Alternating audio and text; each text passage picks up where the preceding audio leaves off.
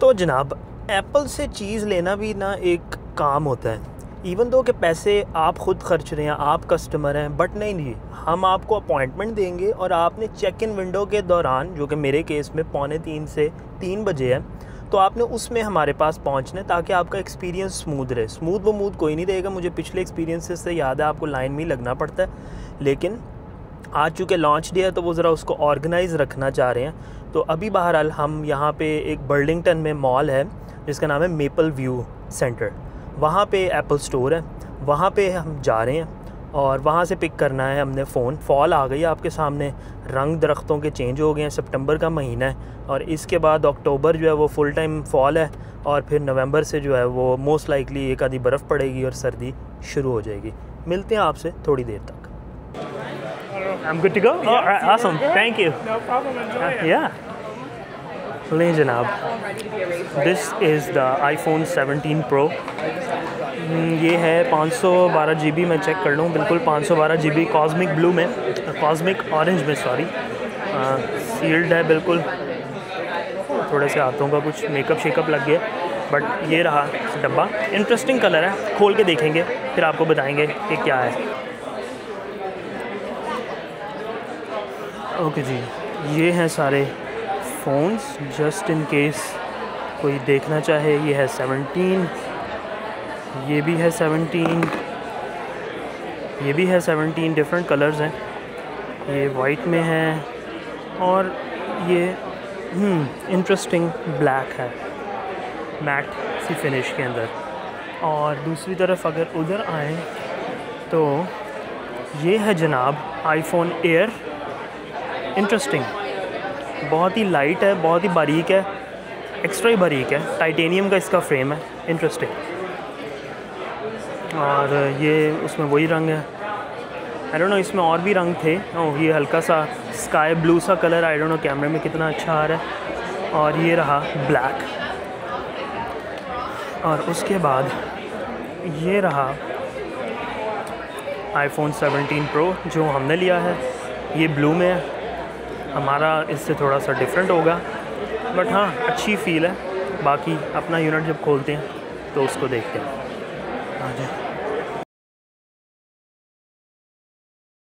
ये है iPhone 17 Pro और कल मैं ये फ़ोन वापस करने जा रहा हूँ।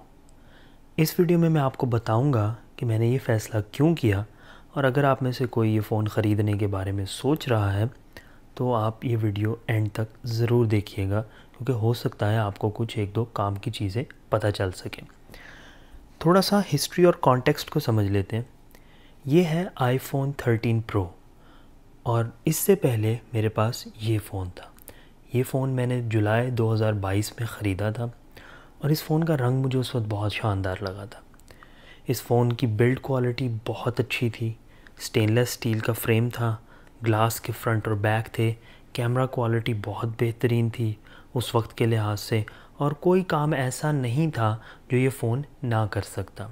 और ये फ़ोन ने मेरा बहुत साथ दिया। आप देख सकते हैं इसकी हालत से कि ये काफ़ी सारे ट्रैवल्स के अंदर मेरा साथी रहा है। और बदलने की रीज़न सिर्फ़ दो थी। एक, एप्पल ने फाइनली कोई नया डिज़ाइन दिया, भले वो जैसा भी था उस पर अभी आते हैं, बट उन्होंने एक डिज़ाइन में चेंज लेके आए। और दूसरा कि इस फ़ोन की बैटरी बहुत ही बुरी हो चुकी थी, अभी भी ये फ़ोन बंद हो गया है क्योंकि ये 2-3 घंटे से ज़्यादा नहीं निकालता। तो मैंने फ़ैसला किया कि 14, 15, 16 हमने छोड़ दिए क्योंकि डिज़ाइन वैसा ही था, ठीक है थोड़ा बहुत चेंज था, बट अब एप्पल ने डिज़ाइन में खातिर ख्वाह चेंजेस किए हैं, तो maybe it's time to upgrade.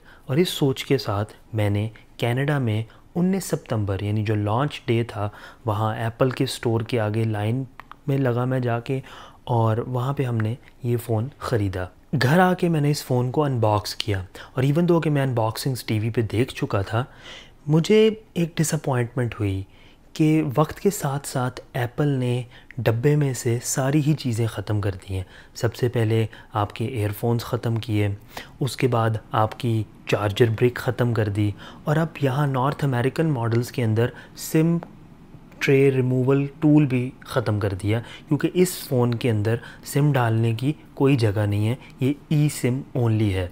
बाकी मुल्कों में जो फ़ोन मिलेगा उसके अंदर सिम ट्रे और ई सिम दोनों की ऑप्शन होगी, बट नॉर्थ अमेरिकन मॉडल्स में अनफॉर्चुनेटली सिम डालने की अब कोई जगह नहीं है। खैर, अनबॉक्सिंग हो गई, फ़ोन निकाल लिया।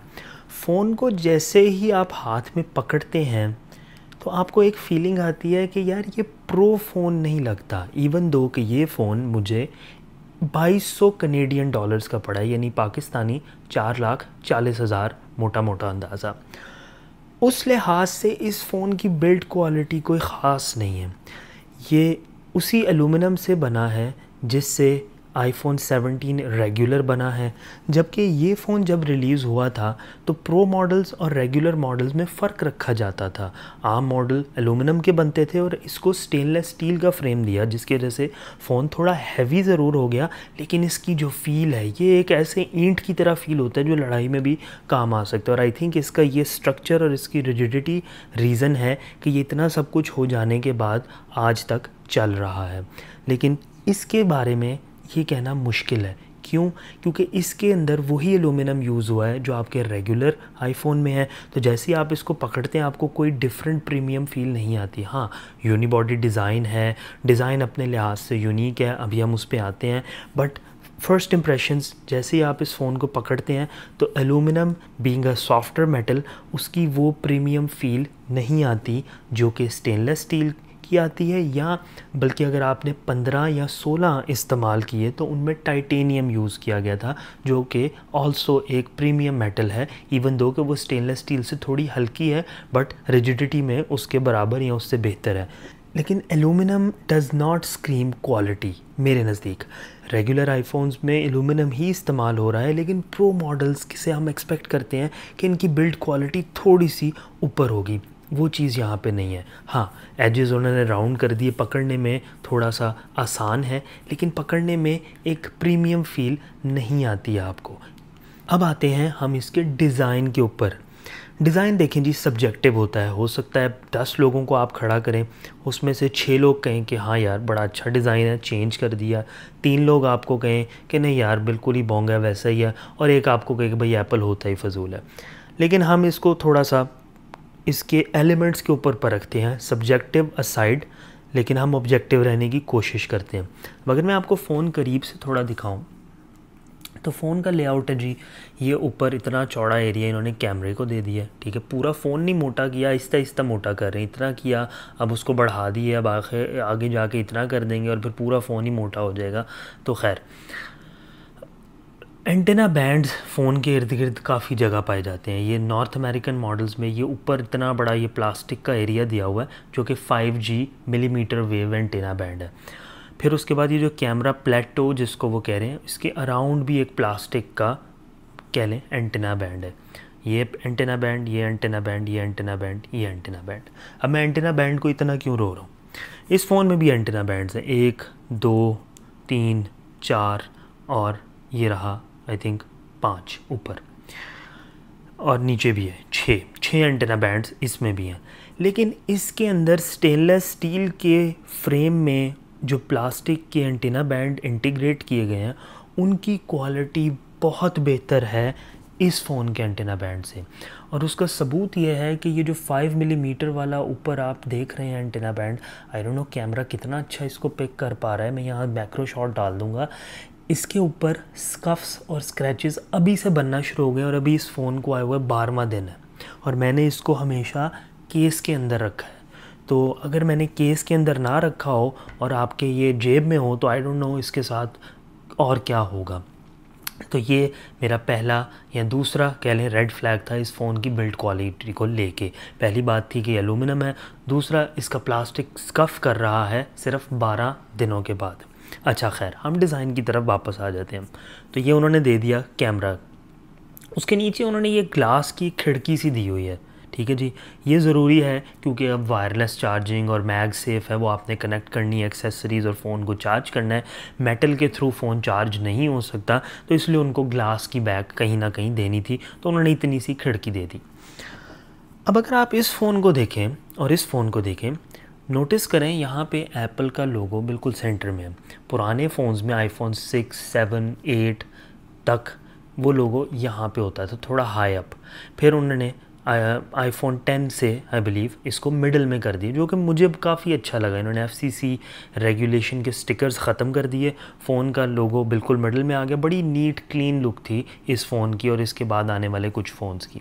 लेकिन अगर आप यहाँ पे देखें तो उन्होंने अब उस एप्पल लोगो को सेंटर फ़ोन के रेफरेंस से नहीं किया, बल्कि इस ग्लास पैनल ये जो सिरेमिक शील्ड पीछे लगाई है इसके सेंटर में किया। मेरे लिहाज से ये अच्छा डिज़ाइन नहीं है। अब देन अगेन डिज़ाइन एक सब्जेक्टिव चीज़ है, बट आँखों को भाने वाली चीज़ नहीं है। मैं ओसीडी कह लें या परफेक्शनिज़म कह लें, ये इसके सेंटर में मुझे अप्रोप्रिएट नहीं लगता। आई डोंट नो, अगर स्टीव जॉब ज़िंदा होता तो क्या वो ये डिज़ाइन अप्रूव करता, हु नोज़। बट मुझे ये डिज़ाइन चॉइस अच्छी नहीं लगी। फिर दूसरी चीज़, ग्लास और मेटल के ऊपर पेंट रिफ्लेक्ट डिफरेंटली करता है। अब दोनों के ऊपर सेम डाई यूज़ की होगी उन्होंने, लेकिन आपको नज़र आ रहा है कि ये ग्लास की विंडो बिल्कुल एक अलहदा से ही जगमगा रही है, जबकि ये फ़ोन का रंग थोड़ा ब्रॉन्ज, थोड़ा सा डार्क है और ये बहुत ब्राइट ऑरेंज है। खैर, दैन अगेन डिज़ाइन सब्जेक्टिव है। हम एक ऑब्जेक्टिव बात करते हैं जो कि बिल्ड क्वालिटी से रिलेटेड है। जहाँ पे ग्लास और मेटल मिल रहे हैं ये सारे पॉइंट्स, ये आई डोंट नो, आपको मैं माइक के करीब करता हूँ, जहाँ मेरा नाखून जो है वो अड़ रहा है, फंस रहा है, ये एप्पल की डिज़ाइन लैंग्वेज समझ नहीं आई। नॉर्मली एप्पल का डिज़ाइन स्मूथ होता है, स्ट्रीमलाइन होता है, बारीकियों पे तवज्जो दी जाती है। सैमसंग भी अच्छे फ़ोन्स बनाता है, कॉपी भी करता है एंड्रॉयड को। अभी वो भी टाइटेनियम पे चलेंगे। अब विल बी इंटरेस्टिंग टू सी कि अगले साल वो जो S26 अपना रिलीज़ करते हैं, क्या वो वापस एलुमिनियम पे आ जाते हैं, क्योंकि वो हर चीज़ एप्पल की कॉपी करते हैं। पहले वो तनकीद करते हैं एप्पल पे कि देखें जी इन्होंने हेडफोन जैक गायब कर दिया, फिर अगले फ़ोन में उनका अपना हेडफोन जैक गायब हो जाता है। फिर तनकीद आती, देखिए इन्होंने चार्जर निकाल लिया, फिर अगले अपने फ़ोन में उनका भी चार्जर गायब हो जाता है। फिर ये टाइटेनियम पे मूव करते हैं, वो भी टाइटेनियम पे अपने प्रीमियम फ़ोन्स के लिए मूव कर जाते हैं। तो वो कॉपी करता है मार्केट लीडर को, और उनकी बिल्ड क्वालिटी में आपको ये चीज़ें एक्सपेक्टेड भी होती हैं, नज़र भी आती हैं। बट एप्पल का हमेशा से जो एक अपर हैंड रहा है वो यही है कि इनकी बिल्ड क्वालिटी इमैक्युलेट होती है। इस फ़ोन को जब मैं ख़रीद के लाया था, मैंने इसको हर एंगल से बारीकी से देखा था, इसमें मुझे कोई फ्लॉ नज़र नहीं आया था मैन्युफैक्चरिंग के पॉइंट ऑफ व्यू से। चाहे वो स्टेनलेस स्टील का फ्रेम हो, चाहे वो शीशे और स्टेनलेस स्टील की इंटीग्रेशन हो, चाहे वो बटन्स की क्लिकीनेस हो, उनका सेंटर होना हो, कोई भी चीज़ इसमें फ्लॉड नहीं थी। लेकिन इस फ़ोन के अंदर स्टार्ट से ही वो चीज़ें नज़र आ रही हैं। एलुमिनियम का बिल्ड, प्लास्टिक स्कफ अप हो जाना, उसके बाद ये जो जहाँ ग्लास और एलुमिनियम मिलते हैं वहाँ बाकायदा ये कोना आपको फ़ील होता है। तो ये जो कोना है ये एक अच्छा स्मूथ ट्रांजिशन नहीं देता कि जैसे ग्लास से मेटल में सीमलेस ट्रांजिशन हो। कोई बुरी बात नहीं है, फ़ोन चल रहा है, कोई मसला नहीं, लेकिन एप्पल ने जो अपने आप को एक स्टैंडर्ड दिया था माजी में, ये उससे थोड़ा सा नीचे गिर रहे हैं। I don't know, then again कि स्टीव अगर ज़िंदा होता तो क्या वो फ़ोन इस हालत में रिलीज़ होने देता। आई डोंट नो, मे बी आप कमेंट्स में मुझे बता सकते हैं। बट एनीवेज़ हम वापस आते हैं फ़ोन पे। तो ये तो हो गई कुछ नेगेटिव्स फ़ोन के बारे में, कुछ अच्छी बातें भी होंगी, वो डिस्कस कर लेते हैं। तो जनाब, कैमरा सिस्टम इस फ़ोन का ऑब्वियसली इस फ़ोन से बेहतर है, क्योंकि दैन अगेन इन दोनों फ़ोन्स के दरमियान 4 साल का फ़र्क है। 4 साल में कैमरा टेक्नोलॉजी बहुत आगे आ गई। अभी 48 मेगापिक्सल के 3 कैमरास हैं। इसके फ्रंट के ऊपर 18 मेगापिक्सल का स्क्वायर सेंसर कैमरा भी, उस पर भी आता हूँ। तो इन कैमरास का रिज़ल्ट रीज़नेबल है। दैन अगेन मैं किसी से कंपेयर नहीं कर रहा, मेरे पास सैमसंग का फ़ोन नहीं पड़ा, बट आई नो सैमसंग के जूम बहुत आला होते हैं। सैमसंग की डिटेल इमेज प्रोसेसिंग, उनका एआई का इस्तेमाल, वो पहले से ये चीज़ें कर रहे हैं। तो एप्पल और सैमसंग के phone almost neck and neck होते हैं कैमरा के डिपार्टमेंट में। एक चीज़ जो कि इस फ़ोन के लिए एक्सक्लूसिव नहीं है, बट आईफोन 13 प्रो में मेरे पास नहीं थी, और आई बिलीव ये इन्होंने आईफोन 15 या 16 में फ़ीचर शुरू किया था, और वो है ये कैमरा कंट्रोल के लिए डेडिकेटेड बटन। ये काफ़ी अच्छा है, इससे आप जूम कर सकते हैं, जल्दी से कैमरा ऐप लॉन्च कर सकते हैं, और काफ़ी सारे मतलब इससे आपको ईज़ मिल जाता है अपने कैमरा को कंट्रोल करने का। आपको बार बार स्क्रीन पे इधर उधर हाथ नहीं मारने पड़ते, बेसिक कंट्रोल्स इसमें आपको मिल जाते हैं। तो मुझे ये बटन काफ़ी अच्छा लगा। बट देन अगेन ये सिर्फ इस फ़ोन में नहीं है, ये रेगुलर फ़ोन में भी है, और ये इससे पिछले जनरेशन के फ़ोन में भी था। अब हम बात करते हैं फ्रंट कैमरा की, और वो मैंने सेपरेट टॉपिक इसलिए रखा है क्योंकि वो इंटरेस्टिंग है। देखें, नॉर्मली क्या होता है, कैमरा का सेंसर जो है फ्रंट कैमरा का, वो लंबाई में ऐसे होता है और चौड़ाई में ऐसे होता है। तो अगर आपने अपनी सेल्फ़ी लेनी है और आपने फ़ोन सीधा पकड़ा है तब तो ठीक है, आप पूरा सेंसर उसके साथ पैरेलल कर लेते हैं अपने फ्रेम के साथ।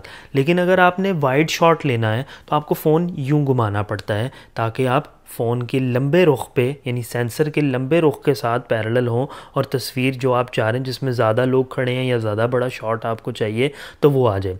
इस फ़ोन का सेंसर है स्क्वायर, उसकी वजह से एप्पल को फ़ायदा ये होता है कि आप फ़ोन यूं ही रखते हैं और आप दोनों मोड्स में स्विच कर सकते हैं, यानी कि आप इसको लंबाई रुख भी देख सकते हैं, वो क्रॉप कर देगा, और आप इसको चौड़ाई रुख भी देख सकते हैं, लेकिन आपको फ़ोन को उल्टा सीधा करने की ज़रूरत नहीं है। और उसकी वजह से आपका हाथ एक ज़्यादा नेचुरल पोजीशन में जाता है, आपकी आँखों में और लेंस में जो डिफरेंस है वो कम नज़र आता है, तो सेल्फ़ी अल्टीमेटली बेहतर आती है।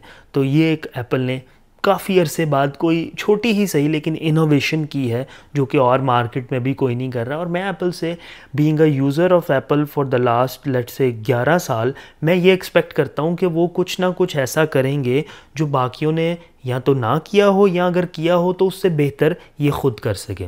अगला एस्पेक्ट है साउंड। जनाब, साउंड में इसको 10 आउट ऑफ 10। अगर आप इसके ऊपर कोई यूट्यूब वीडियो देख रहे हैं, कोई नेटफ्लिक्स देख रहे हैं, कुछ भी देख रहे हैं, अपनी कोई बनाई हुई वीडियो देख रहे हैं, इसका साउंड स्टेज बड़ा है। लगता नहीं है कि आवाज़ एक छोटे से फ़ोन से आ रही है। समटाइम्स लगता है कि इवन एक लैपटॉप या उससे भी बड़ी कोई साउंड बार से आवाज़ आ रही, which is really impressive I must say.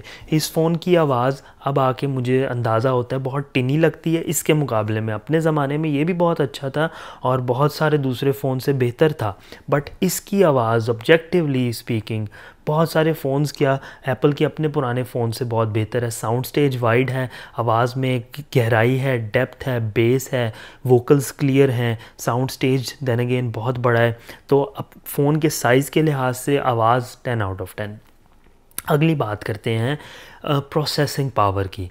अब एप्पल की सबसे अच्छी बात माजी में, मुस्तकबिल में, हाल में यही रही है कि वो सॉफ्टवेयर और हार्डवेयर दोनों कंट्रोल करते हैं। अब उसका फ़ायदा क्या होता है कि वो अपना सॉफ्टवेयर अपने हार्डवेयर के लिहाज से ऑप्टिमाइज़ कर सकते हैं और हार्डवेयर का 100% यूज़ कर सकते हैं उस सॉफ्टवेयर के साथ to give you the best, the smoothest experience possible.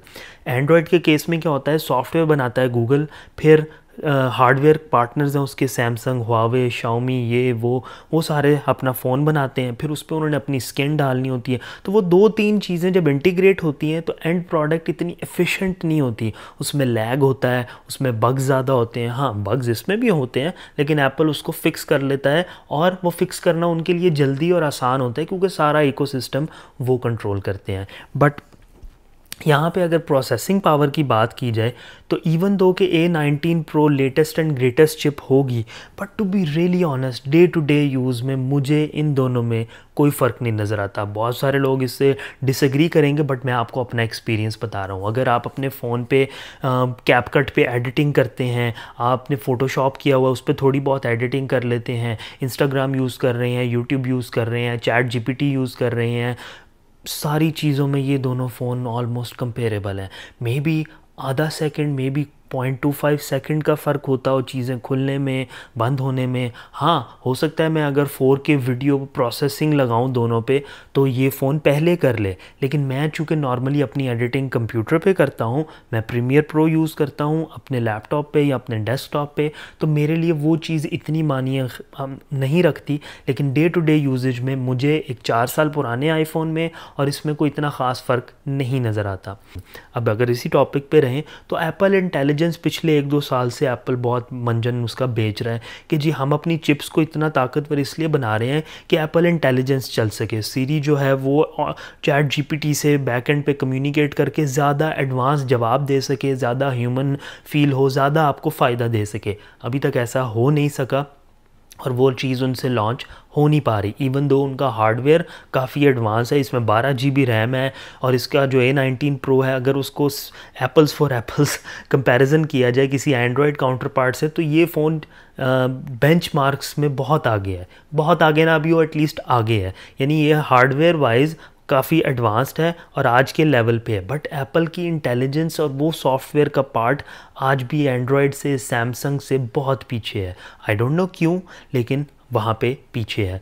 अगली हम बात करते हैं इसकी बैटरी लाइफ की। अब मैंने आपको इसकी कंप्लेन की कि वन ऑफ द रीज़न्स जो मैं इसको चेंज कर रहा था, एक तो डिज़ाइन काफ़ी अरसे बाद चेंज हुआ, फिर इसकी ये बैक इतनी बुरे हालात में थी, और तीसरी वजह थी कि बैटरी इसकी बहुत पुअर हो चुकी थी।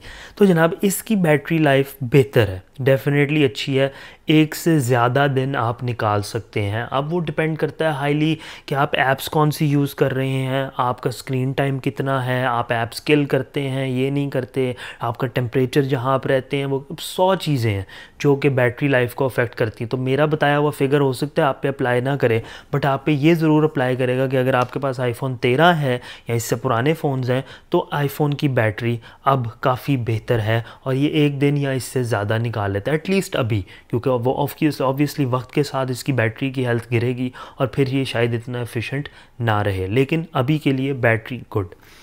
इस फ़ोन के साथ एप्पल ने लॉन्च किया iOS 26, जिसका बड़ा जो उन्होंने हमें बताया कि हमने रीडिज़ाइन किया है। तो मैं आपको वो आसान लफ्ज़ों में रीडिज़ाइन समझा देता हूँ जहाँ तक मुझे समझ आई है कि आपके पास एक ग्लास इंटरफेस है, यानी लिक्विड ग्लास, फैंसी नाम देना कोई एप्पल पे छोड़ दे, लिक्विड ग्लास इंटरफेस है। हर चीज़ ऐसे लगता है कि जैसे आप मुहद्दब अच्छा उसके ऊपर से गुजार रहे हैं, बस ये है लिक्विड ग्लास।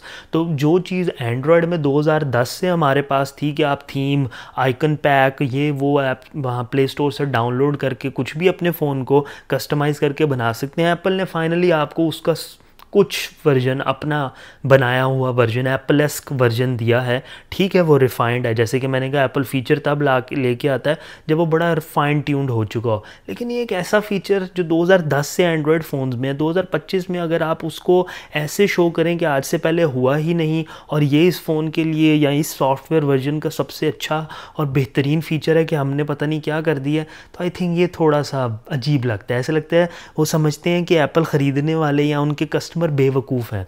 अब ये चीज़ छोड़ देनी चाहिए एप्पल को। अब हम फ़ोन को छोड़ते हैं और थोड़ा सी एप्पल के बारे में बात करते हैं कि एप्पल एक ज़माने में इनोवेशन करता था।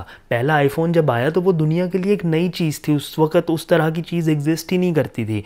एंड्रॉयड फ़ोन होंगे इक्का दुक्का, लेकिन उस लेवल की टच की जो कैपेबिलिटी थी, जो मल्टी पॉइंट टच था, जो कैमरा की क्वालिटी थी, जो फ़ोन का फॉर्म फैक्टर था, जो उसके फीचर्स थे, जो वो कर सकता था, वो अपने ज़माने के लिहाज से रेवोल्यूशनरी था।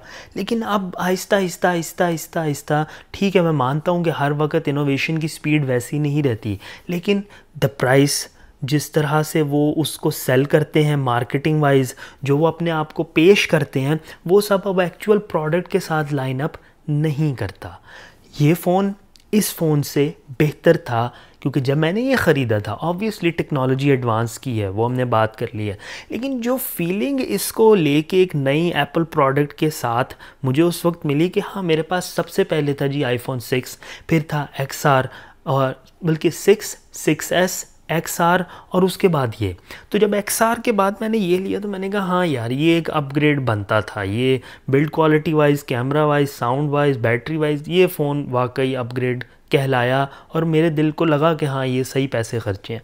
बट यहाँ पे वो वाली फीलिंग नहीं है। बिल्ड क्वालिटी ले लें या इनोवेशन ले लें या सॉफ्टवेयर एक्सपीरियंस ले लें, वो चीज़ नहीं है। अब कोई भी कंपनी, स्पेशली एप्पल, वो करते ही हैं कि आपको अपने इकोसिस्टम में घेर लेते हैं। आप एक फ़ोन लेते हैं, आप iCloud पे अकाउंट बनाते हैं, आप कुछ फ़ोटोज़ बैकअप कर देते हैं, फिर आप अगला फ़ोन लेते हैं, आप वो कहते हैं कि भाई अगर आपने iCloud से सिंपल बैकअप लेना है तो बेहतर है कि आप अगला आईफोन ही लें, क्योंकि एंड्रॉयड से उसकी इंटीग्रेशन अच्छी नहीं है। फिर आप कहते हैं अच्छा मैं अगला भी आईफोन लेता हूँ, फिर आप एक मैकबुक भी ले लेते हैं, फिर आप एक iPad भी ले लेते हैं। तो आप एप्पल के सिस्टम में एक तरह से फंस जाते हैं कि आपको एक चीज़ में सहूलत दे दी जाती है, लेकिन वो सहूलत उनकी अपनी दूसरी प्रोडक्ट के साथ ही काम करती है और वो दूसरे एंड्रॉयड या किसी और फ़ोन या किसी और मशीन के साथ वैसा नहीं चलता। तो वो आपकी उस कन्वीनियंस को एक्सप्लॉइट करते हैं कि हम आपको कन्वीनियंस देंगे, लेकिन आपके लिए शर्त है कि फिर आप हमारे साथ ही जुड़े रहेंगे।